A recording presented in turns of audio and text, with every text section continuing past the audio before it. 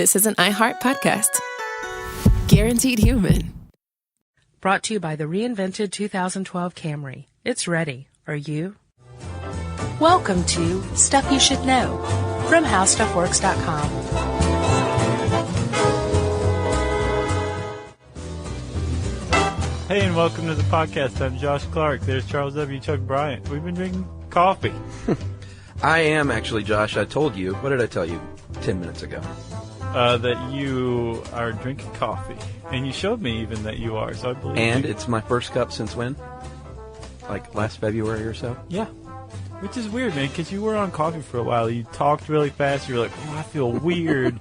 And it was fun to watch. And then I guess I hadn't noticed, but yeah, it just stopped. Why? I'm just not, I'm not a regular coffee drinker. I drink it when I'm in the mood or when it's cold. Yeah, but a year in between cups is beyond not a regular coffee Well, it drinker. hasn't been cold since It's like February. avoidance. Yeah, maybe I've had some since then. Really? Yeah. Actually, I had one of those gingerbread lattes yesterday. Those are good. They're real good. Eggnog's good, too. It's almost like not coffee, though, to me. Because you and I drink it black. It's a dessert treat. Generally. Yeah? Which I'm not, not saying that's the way you should drink it. Right. But I just really enjoy the taste of black coffee about 8 times a year. Oh, I'm with you. I've cut my intake down tremendously since then, since last February. You down to a dozen cups a day? Down to like a third of that. No, Really? a quarter of that. Three or four cups? About three. That's not bad. And it's all decaf, too. It's almost all decaf. Yeah. But I still get wired and buzzed. It's weird. Yeah, what do they call that? The old psychosomatic reactions? Junkie. Yeah. So, Chuck, Yes. you asked me a question. I was like, this is the absolute truth, dear listener. Chuck asked me a question because I said I didn't have any intro to this. And he said, well, do you know the origin of Cup of Joe? And I said, yes, I do. So here's the intro. Spontaneity. Back during World War II, right, the U.S. worked closely with the British. And the British already had something called a cuppa, C-U-P-P-A. Okay. Hey to our British friends over there, you guys can go to sleep for a minute because you know this. Yeah. But a cuppa is just a cup of tea. But tea is so ubiquitous that just saying C-U-P-P-A means a cup of tea. A cuppa. So if you're right? going to have a cuppa, that means you're having some tea. Exactly. Okay. But coffee is so thoroughly ingrained in the American culture. I believe, Chuck, there's a stat you furnished me with that 80% of Americans consume coffee. And it's been this way for a long time, right? And that's consume, not necessarily regularly, but Consume. Take in. Like I'm part of the 80%. Right. Okay. This is already well established by World War II. So when American GIs were hanging out with British soldiers, they drank coffee like all the time. It was part of the rations, dried coffee. There was even matches included, not just to light your cigarettes, but to light a fire for a kettle if you needed to. Sure. Coffee was just as ubiquitous among American servicemen as tea was with GIs. Okay. Well, American servicemen slang is G.I. Joe. Uh-huh. You put cuppa before Joe, and you have a cup of Joe. And that Nice. is why coffee is called Joe today. Really? Yeah. All right. That Mystery solved. was a good intro, Chuck. Well That done. was teamwork. So I'm pretty excited about this one, actually. It was a good article. It was a really good article. written by the esteemed and unknown Deborah Beller. Have you heard of Deborah Beller? Never. No. Must be a freelancer. All right, so let's get to the history first, because that's what we like to do here on the podcast program. There is an ancient, not ancient, but it's a legend. It's perhaps a myth. No one knows for sure about Kaldi, the Ethiopian goat herder. Well, he has a name, so you know it's for real. And supposedly what happened is he saw his goats mowing down on these weird green fruits. Red. I'm sorry, red at first. Jeez, already messed that up. And he noticed they were, they called them dancing goats. They started to get a little frisky and not sleep at night like they're supposed to. And he said, what is this stuff? I got to get a hold of this. Right. There's two versions from here. He took it to a local monastery, and either the abbot there made a drink from it that kept him and the rest of his monks awake, so they said this is awesome, or he said, no, this is bad, and he threw it in the fire, which produced that nice aroma, and then he said, hey, maybe it's not so bad. Right. So either way, it's probably legend, but it's a nice story. Yeah, and there's a coffee company here in Atlanta. I don't know where they're based originally, but it could be Atlanta, called Dancing Goats, and that is why. Oh, yeah, I never thought about that. Yeah. There's a lot of Caldi coffees around the country. Oh, yeah, I Coffee never shops, thought of Caldi that. coffees. Yeah. Well, okay. Dancing Goats, I never knew. Yeah, Dancing Goats. They're crazy for the coffee. Have Love you ever it. seen a goat dance? Oh, yeah. I have not. I used to dance with my goat. I've seen a fainting goat, but not a dancing goat. So that's the legend history. right. We know that ancient African tribes, and by ancient I mean like prehistoric, meaning pre-writing. How about that? Okay. Especially along the eastern coast of Africa, had this. Basically, they made little power bars. That's awesome. They would take animal fat, and then they would take the coffee berries and either smush them and then put them in animal fat, or else they just put the whole coffee berries in animal fat and then eat them. Yeah. And then they would they would have a lot more energy after that. Pretty cool. Right. This originated probably in Ethiopia. Ethiopia is the biggest. Because it grows, naturally there. Yes, a certain type does. Sure. Years later, so we leave Africa now. Africa, they're eating their power bars. We go to the Arabian Peninsula, and the same kind of coffee grows there on the Arabian Peninsula as thrives well in the Ethiopian highlands. Should we go ahead and call it what it is? Arabica. Okay. Okay, and that is like the primo coffee as far as coffee drinkers are concerned. The wine of Araby. Right. On the Arabian Peninsula, somewhere around 1000 A.D., somebody figured out that you could roast the stuff and make it into a concoction, a brew, if you will, and start drinking it. Yeah, hot drink.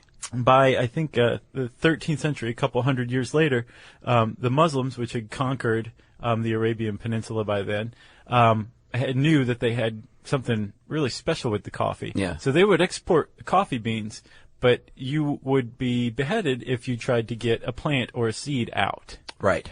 They wanted to keep it. Yeah, because they knew, we can basically control the world with this. Yeah, and I found that there's something called the Kabe Khane, which was the public coffee houses in the Arabian Peninsula, and they were hugely popular. Still are. Still are, I'm sure. And it's at that time, and this is, what do you say, 1000 A.D.? Well, they had a lockdown on coffee by the 13th century. Okay, long time ago, though. But early on, coffee already started to have a link between drinking this stuff and sitting around with people and talking about smart things. Yeah. It wasn't like going to a bar where you get sloshed and talk about, the good old days. And end up weeping. Exactly. So they called these Kabe Khanes schools of the wise. And then later in England, there were more than 300 of these in London by the 1600s, and they were called penny universities because a cup of coffee was a penny, and you would sit around and learn stuff. In the U.S.? No, in London. Oh, okay, nice. So there was always a link. I just found it interesting from the very beginning between drinking coffee and talking smarts, like we're doing. Right? Go ahead, Chuck. Oh, okay. No, that's all I had. Oh, okay. So we were saying that the Muslims had a lockdown on coffee, but there was supposedly a legend. There's a couple of legends of people getting it out of the Arab Peninsula and into the rest of the world. Yes. And one of them is an Indian smuggler named Baba Budan. Baba Booey? Baba Budan. Okay. And he left Mecca supposedly with some seeds strapped to his chest and made it out and started growing coffee in India. Right? Yeah. Well, the fact that it was Mecca it may not have spread the same because Mecca was obviously a destination, still is, for pilgrimages. So Right. it may not have picked up if it hadn't have been for the fact that it was in Mecca. Right.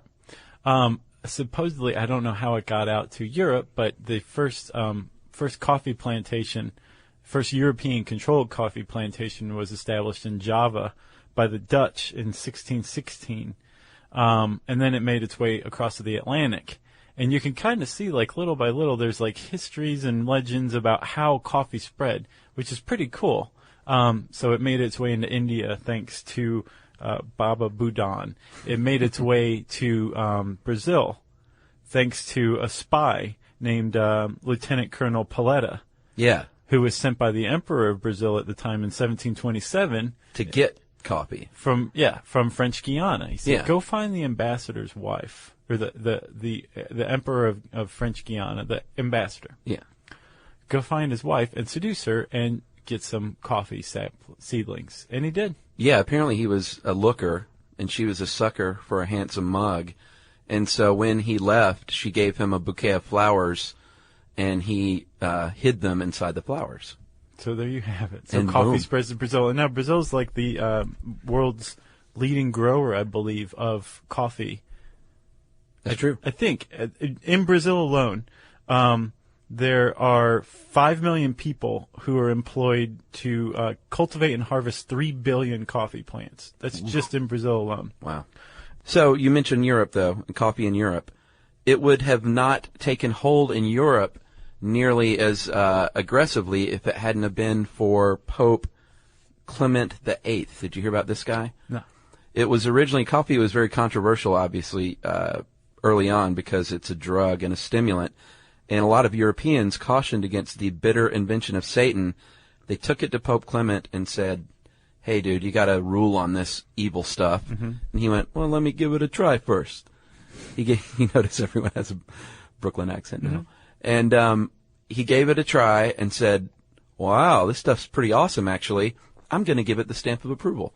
So Pope Clement gave it the papal stamp, and that's why it became so popular in Europe. Well, yeah. It was vindicated papally. And if it hadn't have been, who knows? So, okay, so we'll talk about Europe for a second. You were talking about how the penny academies? Penny universities. Penny universities. So there's also, Chuck, been a lot of companies that are still around today. A lot of huge events have taken place or begun or find their roots in coffee houses. Lloyd's of London.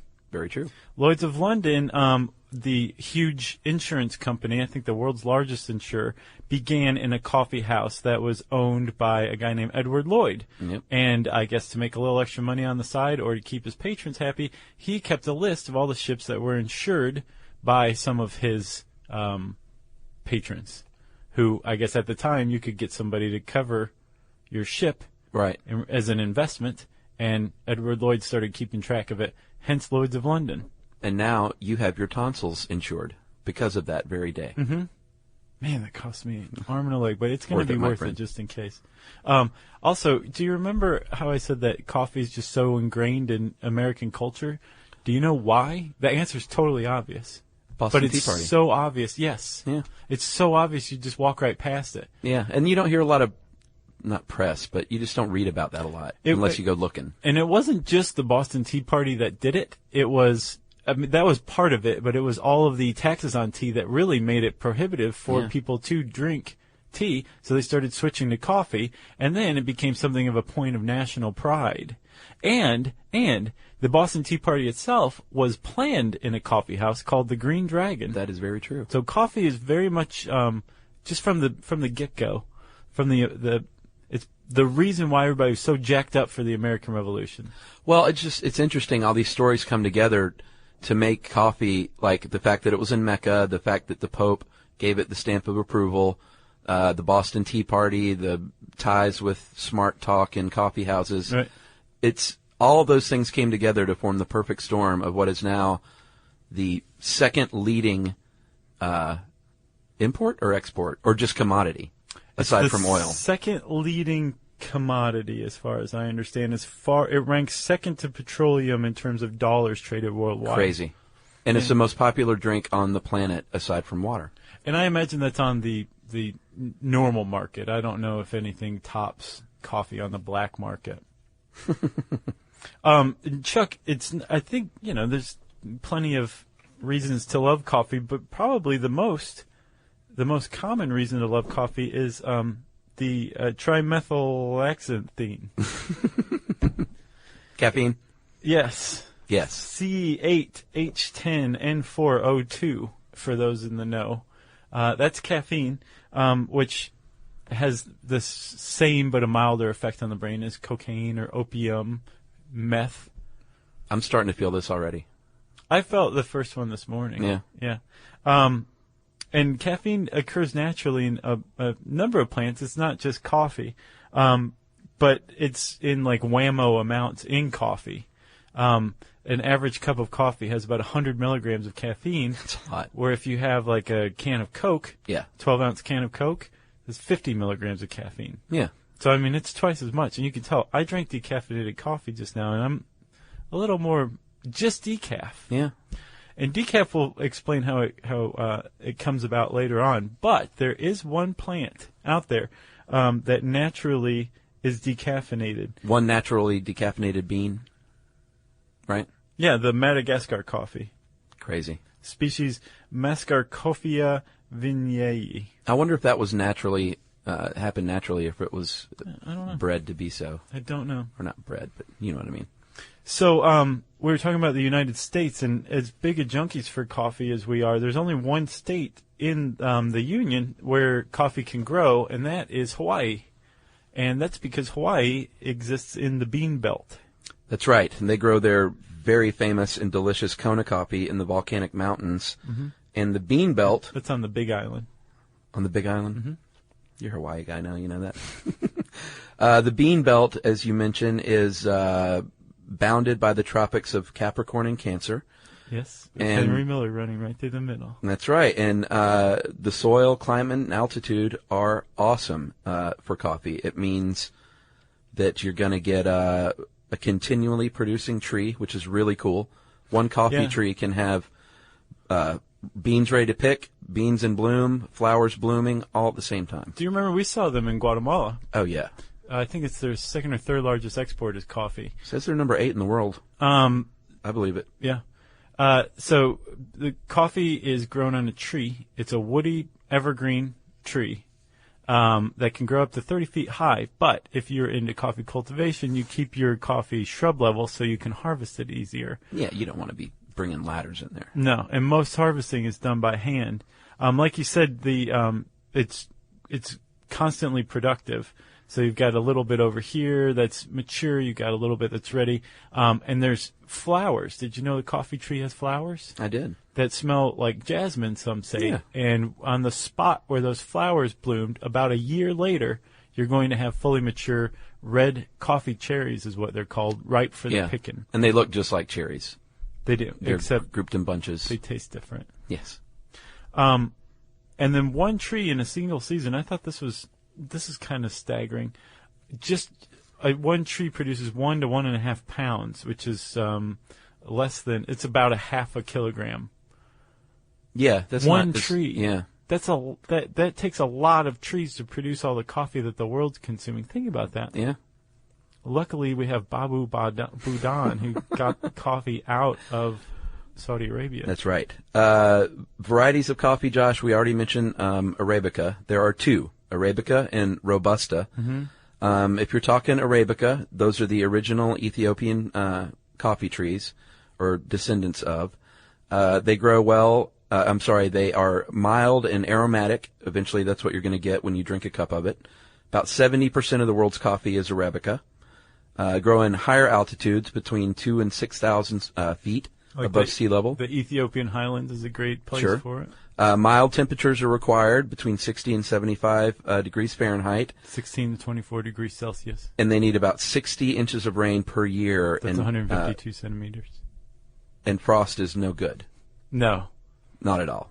No, because if you look at the bean belt, Florida's not even in it. Like the Keys aren't even in the bean belt. I mean, so like it's probably rare to get a frost, if not impossible, in the bean belt. Right. The Robusta is you're going to have a bean smaller and rounder. Overall, the tree is much hardier because it can grow into temperatures up to 85 degrees Fahrenheit and lower altitudes. And it packs a lot more punch, about 50% more caffeine, and it's more bitter. And I read somewhere that Robusta has long been considered an inferior type of coffee. Oh, yeah? Like it's the hardy, red-headed cousin of Arabica. It's only 30%, so. And that we here in America consume, we consume a lot of it. And the reason why is because the Pan American Coffee Council, I believe, which created something called the coffee break. Have you heard of that, Chuck? Yes. That's a made-up thing from the 1950s. Coffee was coming down from up on high where only the wealthy could afford Right. it to being a lot more predominant. And one of the ways that it was introduced to wider culture was by mixing the inferior Robusta beans with the Arabica beans. And so now it was like, sure, it doesn't taste as good, but it gets you going through your horrible life. So have a coffee break and get back in there. We drink more of the Robusta here. At least in the 20th century, Okay. yeah, we started consuming a lot more of it. All right. Yeah. There are more than 800 flavor characteristics in a coffee bean, which is double that of wine. So when you hear people talk about wine and all the, it's smoky, oaky, and woody, like double that. And Who talks like that? wine people. Gotcha. I'm a wine person, but I'm not. I know, you're making fun of yourself. I'm making fun of my people. But wine, double that, and you've got what you got going on with coffee. Even though you think you're like, there's like the morning blend, a little Colombian, a little Brazilian. Yeah. Not so. And remember, our friend Brandon was having a fight with our friend Mark because he keeps buying flavored coffee. Like Blueberry stuff. Blueberry coffee should not exist. No. Mark, we're just going to go ahead and tell you that right now. Yeah. And not only should it not exist, but if you make some in your coffee maker, you might as well throw it away. Yeah, because you can taste it for the next 50 pots of coffee. That's right. Let's talk about the actual coffee bean itself, Chuckers. The coffee cherry, Josh. All right. What you got is a bright red, like we said, skin when it's ready to pick and ripe. It's green if it's not. And apparently coffee pickers, they don't want to have more than 2 green per every 100 picked. Otherwise, they're going to get their hand slapped by coffee plantation owner. Oh, yeah? Yeah, like when they're hand picking them, they're picking them fast. Right. So you're going to have some green ones, but that's their goal. Right. Is what I hear. Okay. The skin of the cherry is called the exocarp, very thick and bitter. You got a fruit beneath that called the mesocarp. And it's kind of like the inside of a grape, like if you peel the skin off a grape. Yeah. That's what I take the mesocarp as. Yeah, like. it's gushy and sweet. Right. Then you have the parenchyma, which is slimy, and it's a honey-like layer, protects the bean. There's going to be 2 beans, generally, in every, if all goes well, in every cherry. And they are covered by a parchment-like envelope called the endocarp. They're kind of bluish-green at the time. And then there's the silver skin on top of the bean, and it's all protecting that little nugget that looks sort of like a shelled peanut. Right. And the silver skin's also called the spermoderm. I prefer silver skin. I think everybody prefers silver skin. So if you can get rid of all these layers that protect the bean, basically what you're going down to is like the pit of a cherry, the seed, Yeah. the nut. That's where the gold is. Right. And when you harvest them, you said that they just want the bright red ones, but people are harvesting between 100 and 200 pounds a day by hand. Yeah. Most coffee harvesting takes place by hand. And it depends on where you are, where it's going to be harvested, or when it's going to be harvested. If you are north of the equator, you're going to harvest between September and March. If you're south of the equator, you're going to harvest between April and May, which is not spring. Right. So the summertime is basically the only time they're not harvesting. Right. Correct? Yeah. And when you've got them harvested, you've got them picked, you have your 100 to 200 pounds for the day. Depending on the type of coffee plantation, you're going to dry them by one of 2 methods. There's basically just 2 methods of drying, which is pretty cool considering that there are huge concerns that like produce coffee. Yeah, and there's still like 2 kind of primitive means of drying them. before we get into the cool method, I want to point out that all of this is speed is key because the freshness of coffee is the secret to good coffee. So if you pick beans that morning, they're being processed that afternoon. They don't sit around in barrels for a few days at all. Right. Unless they're being dried. Then they sit around for 7 to 10 days. That's part of the processing. So basically, if you're using the dry method of drying, you're laying the coffee beans out in the sun, or the coffee cherries, I'm sorry. Yeah, big concrete slab. You're laying them out in the sun, and you're letting them dry. And after about 7 to 10 days, and you're raking them periodically, just kind of turn them over and get some air underneath them. The cherries will have dried enough so that there's only about 11% moisture in the whole coffee cherry. Yeah. And you can tell that it's ready because the beans rattle inside. So it makes a good children's toy as well. I couldn't find who dries dry. Like, I'm sure you can find out, like, whatever coffee, if you really want to research what kind of coffee you want to drink. Like, yeah, I'm sure you can tell. Like, who does the dry method? Because I get the feeling that the dry method's probably superior because anything that usually takes a little longer is probably worth it. Sure, and also it doesn't use enzymes like the wet method. I get the impression that if you get from a small plantation, they're probably using the dry method. Yeah. The wet method uses enzymes and fermentation, and basically you take the cherries and throw them into a vat of water you get the pulp and skin peeled away. Yeah. Then you throw it into a vat to ferment for a couple of days, and the natural enzymes apparently eat away the little envelope in the silver skin, and then you have the beans left over. That's right. And you still need to dry it for about 4 days in the sun, just like the dry method. And you let it rest at night. Sometimes if you want to speed it up even more, you don't do the sun-dry method. You put it in these big rotating drums that pump in hot air, and that'll dry it out. And it's fermenting, but if it smells too much like vinegar, that means it's fermenting too much. Is that right? Yeah, that's what I hear. Okay. So let's say you have a bunch of dried coffee. What you have is a commodity, like we said, second only to oil in total dollars traded. Yeah. And it's called green coffee because coffee producers don't roast. Coffee roasters roast the coffee, and they buy their green coffee from coffee producers. Yeah. So you've got, if you bought a bunch of green coffee, what you would have is traditionally a big jute or Cecil bag filled with coffee, still to this day. Yeah. And it's going to be transported to the tune of about 7 million tons of green coffee shipped worldwide every year.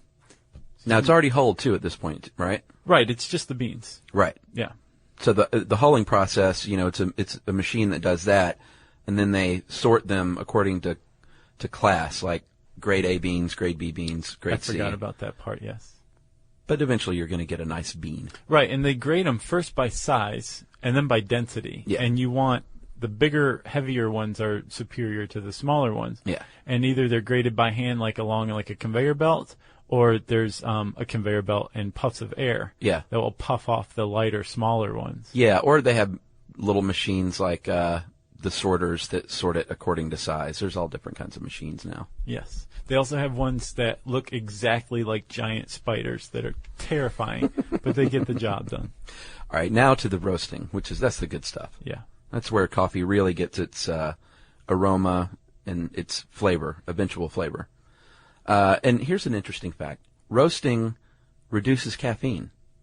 Is that right? That's right. So even though an espresso roast takes 14 minutes. 14 minutes compared to a 7-minute light American roast, an espresso bean has a lot less caffeine than just a regular bean. Huh. So you may say, why do you get so jacked up? It's because the grind and the concentrated brew. Yeah. I never knew that. I thought the espresso bean was loaded with extra caffeine. I guess I would have imagined the same thing because you equate taste with caffeine content too. Yeah, true. So the blacker it is, the thicker and richer the taste is. You just this must be loaded with caffeine. Not so. No. Very interesting, Chuckers. So we're roasting now. Yeah. So you've got a roasting drum that's capable of achieving temperatures of 550 degrees Fahrenheit, which is 288 degrees Celsius. And the key is not just the heat, but the rotation of the drums. You can roast coffee at that heat as long as it's moving so it won't burn. Yeah, don't want to burn. It's hot, but it's not going to burn. Espresso beans are burned a little bit. Right. So there's a couple of, if you are a coffee roaster, you're looking for a couple of things. The first thing is that the beans should start to turn yellow, smell a little bit like popcorn. Yeah. Like you said, they shouldn't smell like vinegar at all. You want to throw that out. No. And then you're going to hear something called the pop, and the coffee bean is just popped, and it's hit about 400 degrees Fahrenheit. Yeah, and it doubles in size at that point. Yeah. And that's really the beginning of the real roasting process. After that happens, you really want to be Johnny on the spot paying attention to this because things move pretty fast after that. Through a process called pyrolysis, the heat extracts the oil, and they turn the coffee from green or yellow to a nice rich brown. Yeah. And now it's really being roasted. And eventually almost a black. Yeah, it depends. Like you said, if you are going to make espresso roast, you're going to heat it for 14 minutes, and basically you're toasting these things. You're burning them, and the sugars inside are caramelizing, right? And by the way, God help you if you say espresso. Yeah, really. Just Or even worse, if you sell espresso and you have a sign that says espresso. Come on. Oy. And then, Chuck, there's the second pop, and the second pop is like, I'm done. Take me out. Yeah.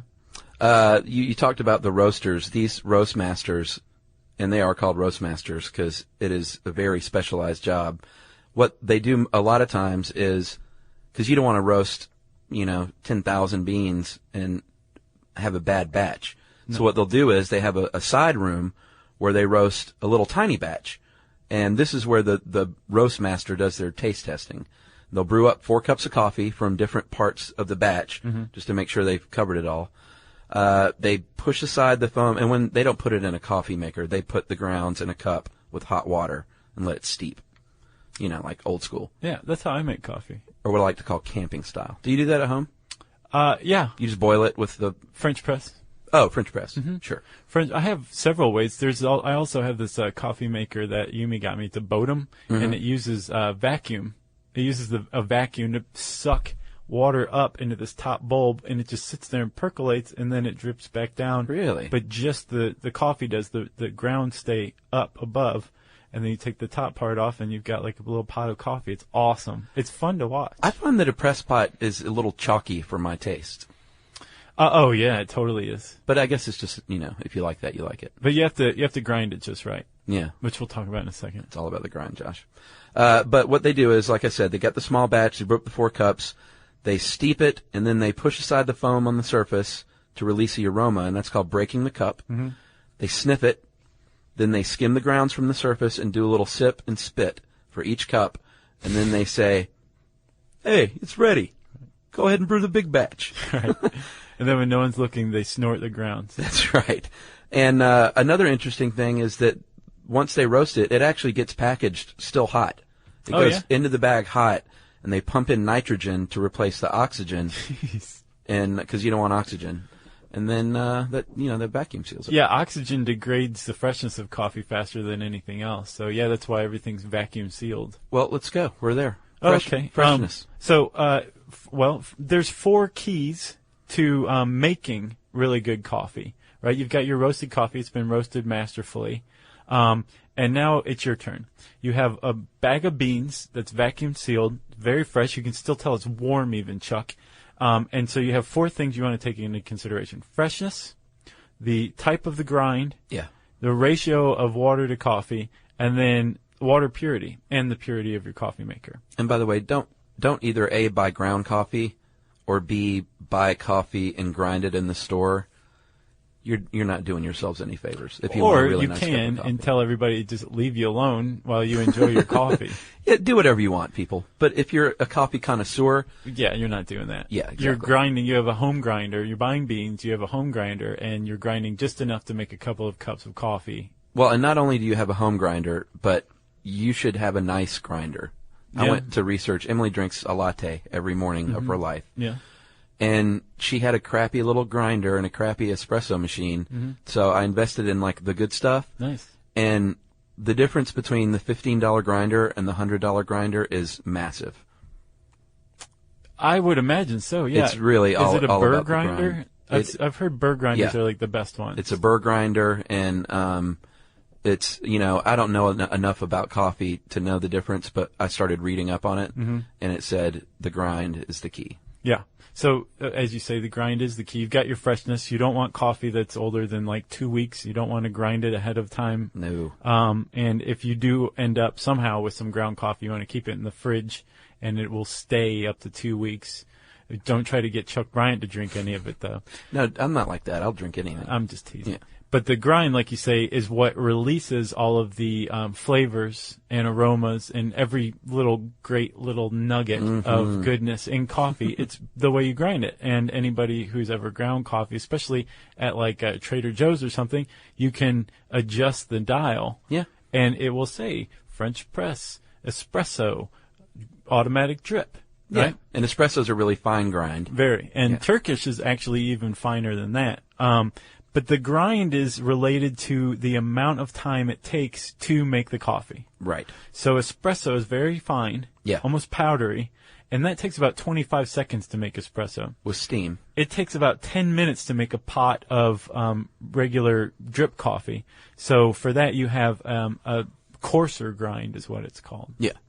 And then also, Chuck, I want to mention there's cowboy coffee. You were talking about how the roast master just mashes up some... Yeah, camping coffee. Beans. Is that called cowboy coffee? Cowboy coffee, yeah.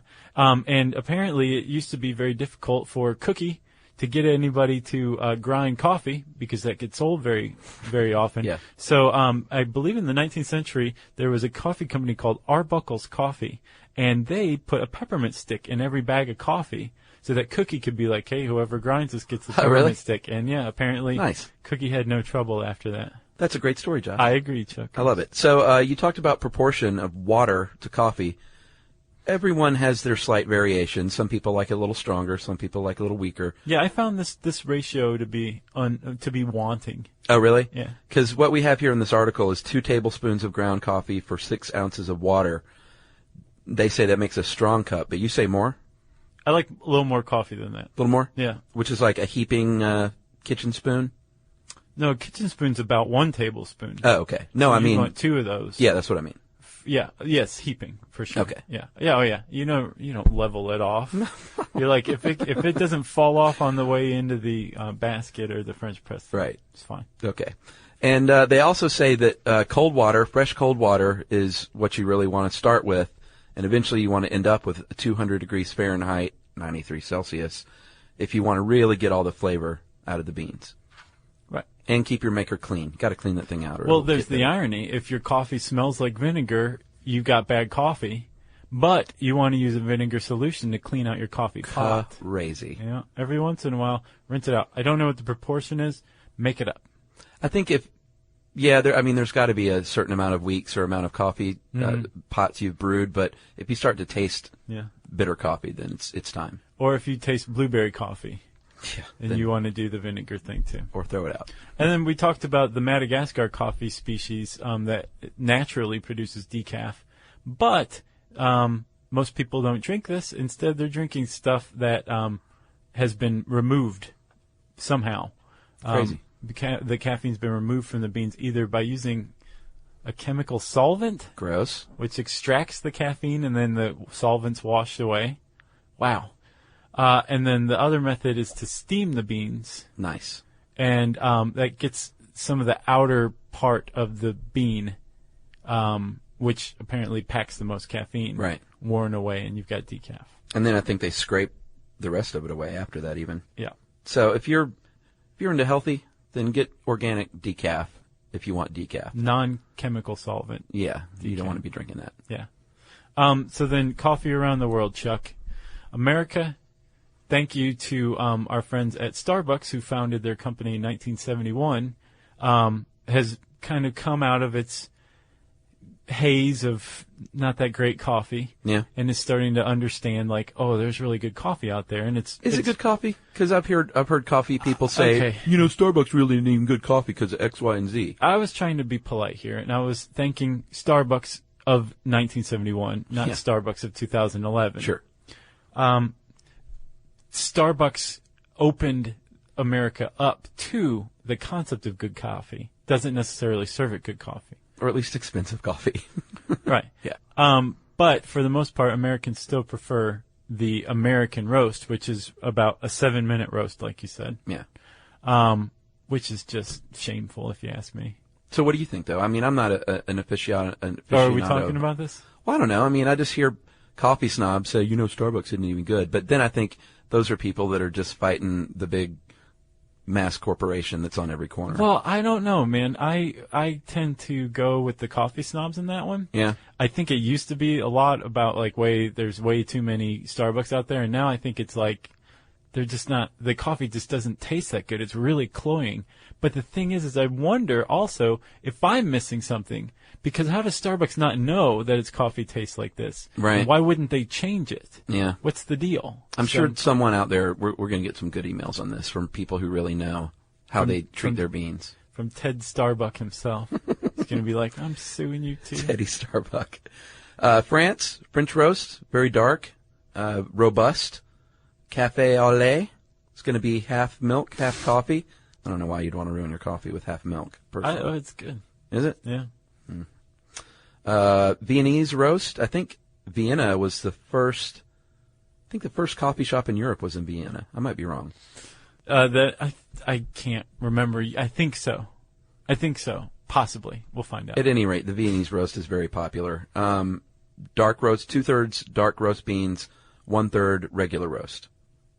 And the European roast is the reverse of those. So it's 1/3 dark and 2/3 light. Yes. And then, of course, you have espresso, which, like you said, there's less caffeine, but you get the big jolt out of it by grinding it. So just pulverizing every hiding place where caffeine can hang. Have you ever seen Mulholland Drive, David Lynch? I have, yeah. The espresso scene? I don't remember it. Oh, man. It's when it's one of those mysterious meetings in David Lynch movies where you're like, who are these people and why are they having this mysterious meeting? Right. And they served this one guy. He's like, we searched the world over for this espresso, and we know you're going to approve of this one. And they serve it to the guy, and he drinks it and then spits it up in a napkin. So good. I love that guy. Oh, God, he's the best. Oh. Turkish roast. What's the proverb? That coffee should be black as hell, strong as death, sweet as love. So what does that mean? They just put a lot of sugar in it? They like it sweet? Oh, I think it's more than that. So they have cardamom and chicory and coriander in their coffee. They also, have you ever had like Mexican coffee or Mexican chocolate coffee? No. With like cinnamon and like cayenne pepper in it and all that? Oh, no. It's very good. Nice. And then, yes, they also put some sugar in there, I believe. And it's very finely ground, like I said, even more finely ground than espresso.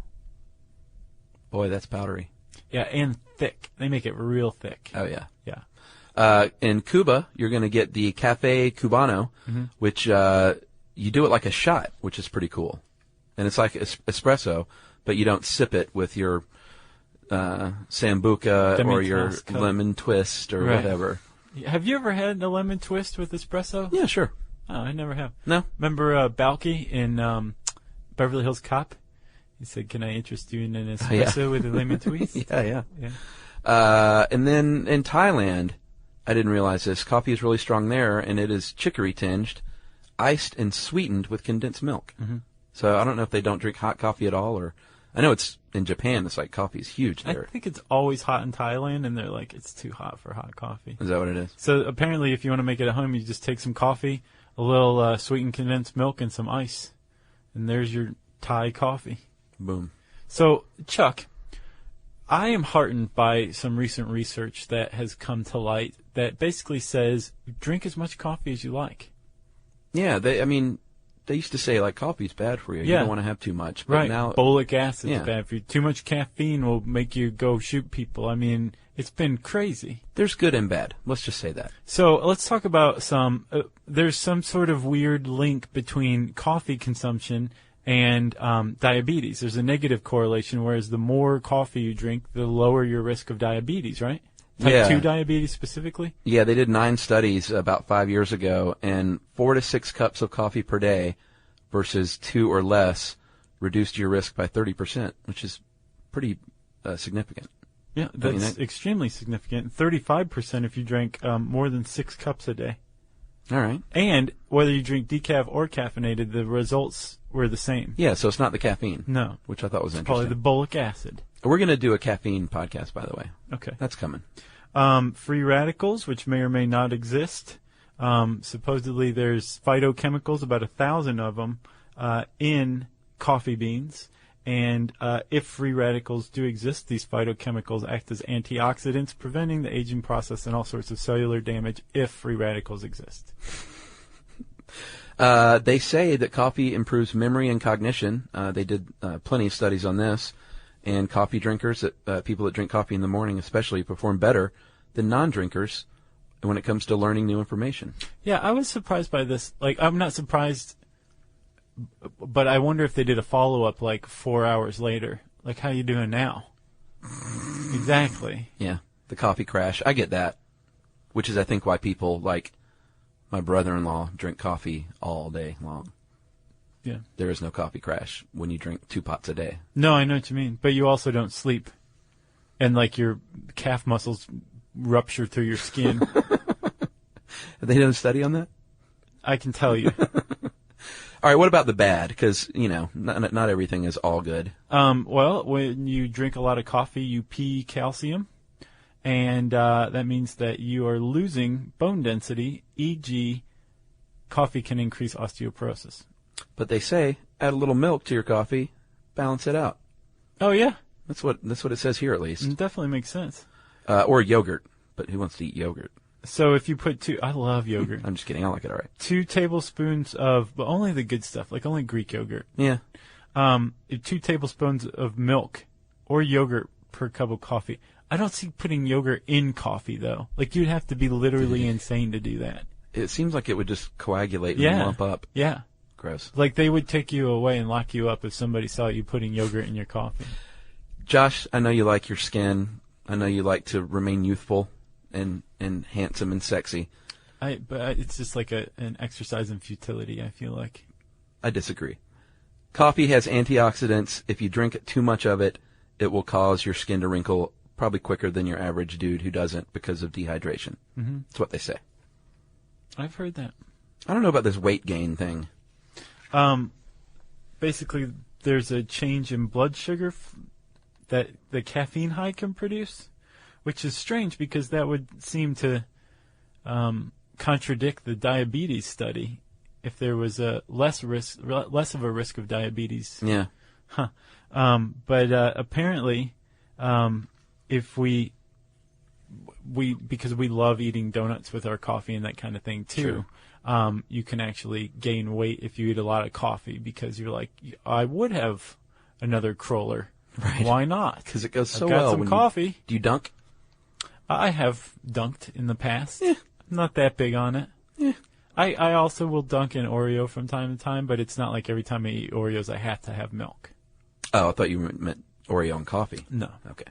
And then coffee is one of the most heavily sprayed crops on the planet with pesticides and herbicides and chemicals. So, if you're not into that, you should get organic coffee. Thank you, Norman Borlaug. And just a couple of more little facts here. I'm going to skip most of these, but I will say that fair trade coffee, if you have a heart, you will seek out fair trade coffee because for every, the pickers themselves earn as little as 4 cents per pound. Man. And the farmer earns as little as 12 cents per pound sold.